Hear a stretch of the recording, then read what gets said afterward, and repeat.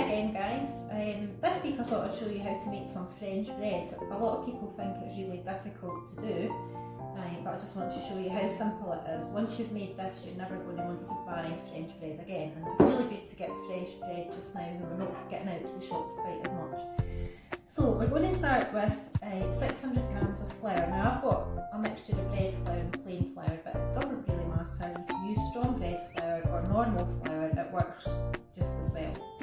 Make a well in the centre. Now get everything else ready to go in.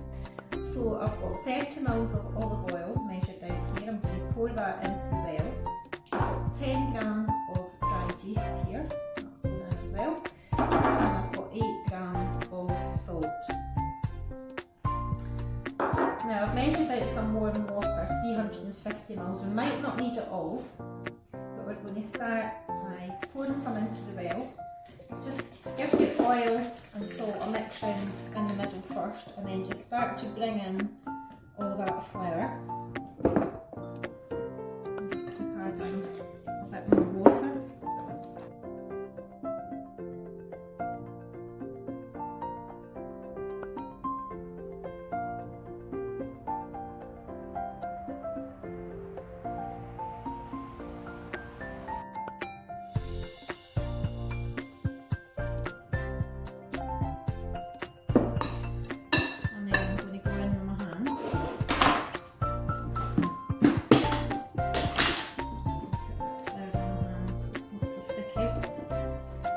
Knead it for a bit in the bowl.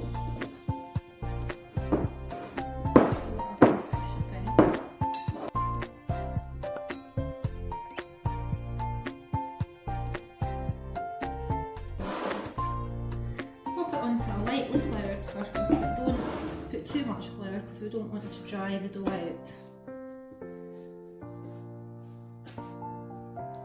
And you're going to do this for about 5-10 minutes till you get a nice smooth.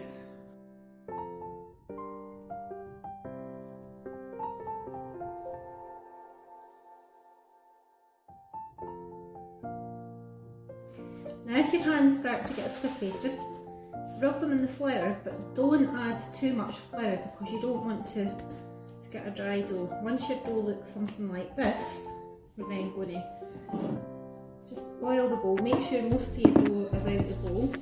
Just rub that around your bowl. You can see how that's nice and squidgy.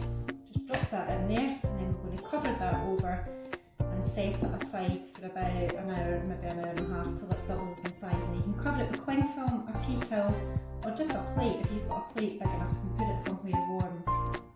Of truth, it's been rising for about an hour and a quarter. Take your plate off, and there you can see it's more than doubled in size. So I'm just going to tip that out onto my work surface. Now it shouldn't stick too much because you've oiled your bowl. We're just going to give it another wee knead, trying to roll it up.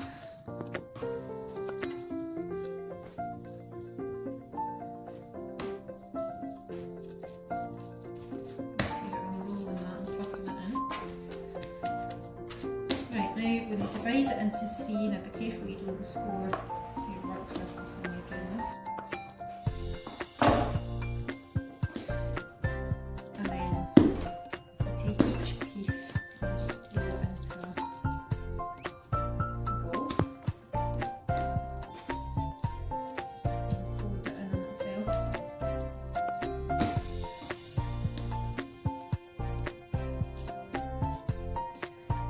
Doing this, you're kind of making lots of layers in your bread.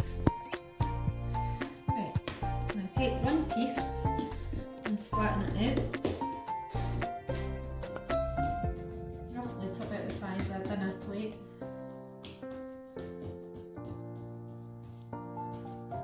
And then once you've flattened it out,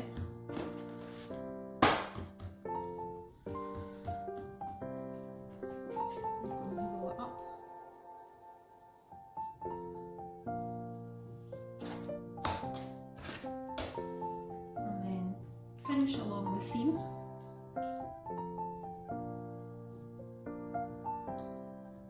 And give them a wee roll.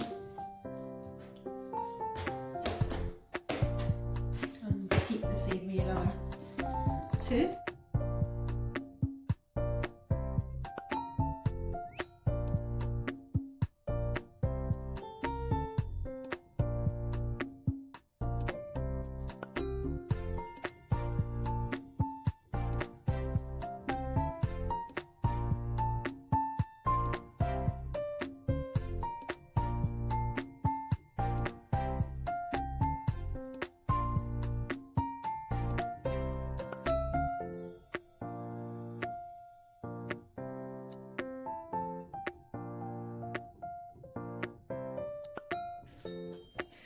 Now, you're going to need a flat baking tray and quite a large sheet of greaseproof paper.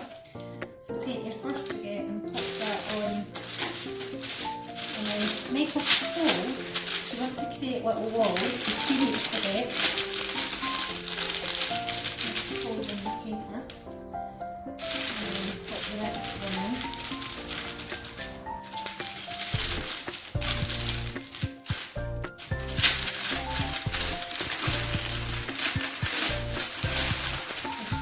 Very wide. If you've got a wider one, that would be better.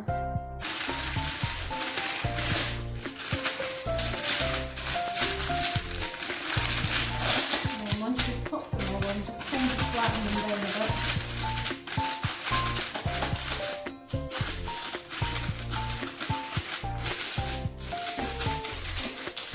And then you're going to cover this over a tea towel and put it back somewhere warm for another half an hour or so until they've risen again.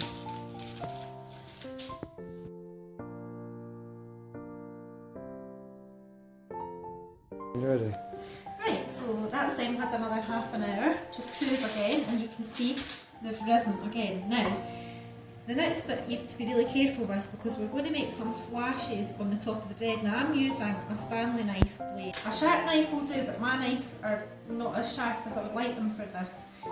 So you're going to just score it, maybe 3 scores on each one, and that's just going to let some of the steam out. And then you're going to take some cold water and just splash it over the top, and this will give you a nice crusty finish. So just don't soak them, but just splash them with your fingers. And then I'm going to dust them with another bit of flour. I'm just doing this on a little tea strainer, but just a sieve will do, or you can just sprinkle some on your fingers. And then that's going to go into the oven now at 200 degrees for half an hour. Now another thing that I like to do to get an extra crusty finish on it is to throw some ice. I've got that ready, and I'm just going to put some ice in a tray at the bottom of the oven. Use your oven boss for this, by the way.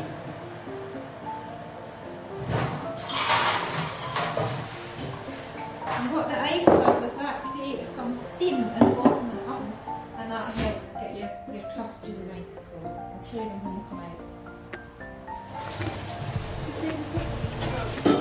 Right, so there they are. Fresh out the oven for 30 minutes at 200. And you can see they just look absolutely amazing. And the sad thing is I'm on a gluten-free diet, so I can't even eat them. And then just carefully transfer them onto your wire cooling rack. And I'm sure once you've had a go at doing these, you'll be making them all the time.